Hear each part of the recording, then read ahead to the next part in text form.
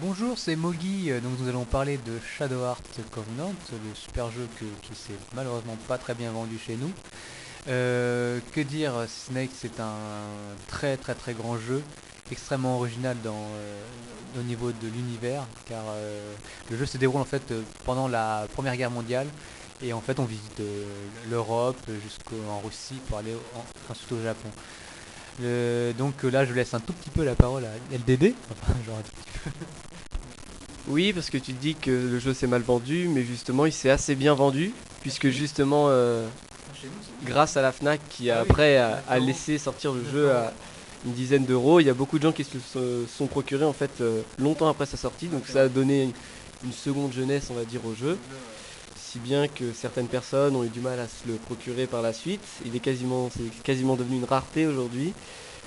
Sinon, quant au jeu lui-même, c'est un très bon sur PS2 avec des bons graphismes, une musique pas mal, un système de jeu vraiment bien pensé puisqu'on retrouve pour les combats la fameuse roue du jugement qui est basée en grande partie sur le timing du joueur qui peut appuyer sur croix dans un certain timing pour réaliser ses combos et ses attaques.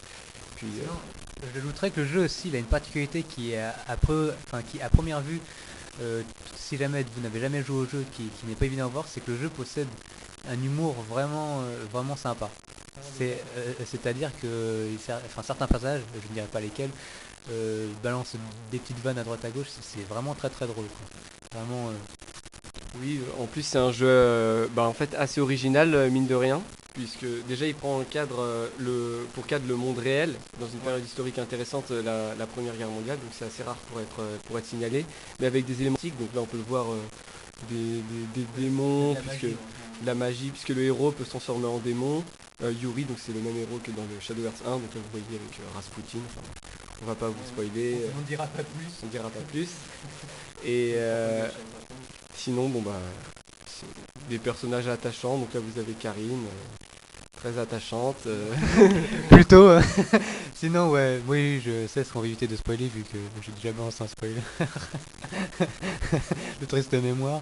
Sinon, que dire, oui, il y a des personnages attachants et par contre, il y en a un ou deux qui sont pas très. Par exemple, Lucia, non? Ça s'appelle Lucia, elle est inutile comme personnage. D'ailleurs, en combat, bon, ces cartes de tarot là, prises au hasard, c'est un peu agaçant. Mais sinon, il y a vraiment des personnages attachants comme moi. Ce que j'aime bien aimer, c'est Yori Blanca. Enfin, le duo Yori Blanca, j'ai bien aimé. J'ai bien aimé l'Anastasia, la princesse de Russie, elle est vraiment sympa. J'ai bien aimé Karine quand même. Ouais, moi aussi, j'avoue. Des très beaux yeux. Oui, ouais, deux. Bonne paire d'yeux. Donc là, voici une intervention de l'aspirateur. Donc voilà, bah moi personnellement j'ai jamais joué à un Shadow Hearts de ma vie et enfin c'est une raison de dépression. Mais autrement, le jeu m'intéresse bien. J'ai vu Mogi jouer chez moi, enfin voilà, durant pas mal de temps quand même. Il avait fait quelques combats qui avaient l'air vraiment sympa quoi. La route du jugement, tout ça, Ouais, ça, le système de combat est bien dynamique. ouais, c'est très dynamique. Moi je trouve ça bien. Ouais, je trouvais ça vachement sympa. Et autrement, bah, le fait que le héros se transforme en démon, c'était vachement sympa. J'ai vu quelques transformations et c'est sympathique. Oui, ce qui est sympa avec l'Euro, c'est que c'est un vrai anti-héros, quoi. Et ça, j'ai vraiment bien apprécié ça. Sinon, on espère toujours que le Shadow Hearts 3, forme New World, là, sorte chez nous. Donc, Ce qui semble a priori le cas.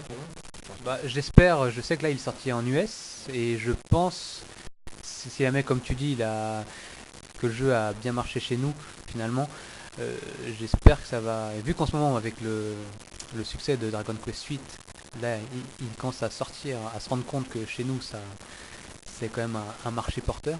Donc il n'y a plus qu'à espérer que le 3 sorte. C'est pareil, le 3 qui est très bon, mais qui a rien à voir avec Shadow Hearts 1 et 2. Parce que le 2 est la suite du 1, dans le même univers. Pour revenir aux deux, c'est pas forcément un jeu qui n'a que des qualités, puisque déjà il est Si, il est beau, mais il est beau, bon si, moi je trouve qu'il est pas. On a vu André, on a vu le spoiler que j'ai le balancé. fameux chat. Bref. Il pêche surtout, il est très linéaire en fait. On vous promène dans toute l'Europe à travers le monde, mais c'est toujours Il est très très très facile aussi. très simple. C'est des cartes assez petites, des villes petites. On vous promène de point en point et vous avez jamais vraiment une liberté. Pas de carte du monde par exemple. Et ça c'est un peu dommage. Mais ça reste un très grand jeu, très bon RPG.